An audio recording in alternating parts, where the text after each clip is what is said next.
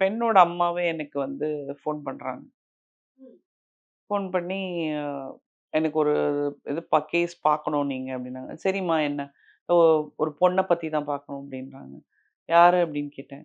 அது என் பொண்ணு தான்னாங்க. எனக்கு பயங்கர ஷாக் ஆயிடுச்சு. என்னங்க உங்க பொண்ண பத்தி நீங்க ஏங்க பார்க்குறீங்க அப்டின்னா, இல்ல நான் அவளுக்கு கல்யாணத்துக்கு மாப்பிள பார்க்குறேன். அவ வந்து வேண்டாம் வேண்டான்னு சொல்றா.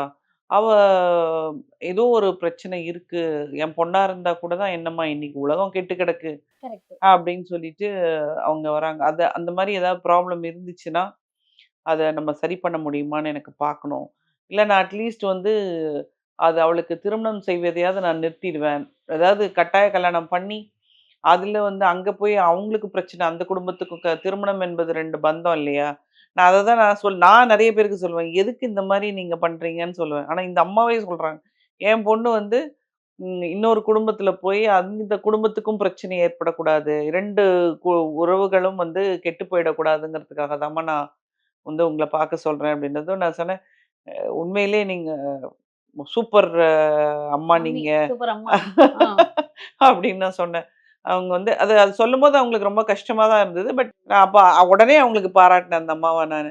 "அம்மா நீங்க வயசா திங்க் பண்ணியிருக்கீங்க. அ வந்து இப்ப தப்பு நம்ம பிள்ளை மேல இருந்தா, அத வந்து நம்ம திருத்தணும். இல்லன்னா வந்து இந்த திருமணம்ங்கிற உறவே அதுக்கு வேணாம் அப்படிங்கிற ஒரு முடிவுக்கு வரணுங்கிறத நீங்க எடுத்தீங்கன்னு" கேஸ் குடுத்தோனே உங்ககிட்ட நான் பாராட்டிட்டேன் அவங்கள. அதுக்கப்புறம் நான் அவங்கள ஃபாலோ பண்ணி பார்க்கும்போது, இந்த பெண்ணுக்கு வந்து அந்த மாதிரி அ லவ் பல பண்ணாங்க. ஆ அவங்க லவ் பண்றாங்க அப்படின்னும் சொல்லலாம். ஆ அவங்க வந்து லவ் எல்லாம் பண்ணல அப்படின்னும் சொல்ல முடியாது.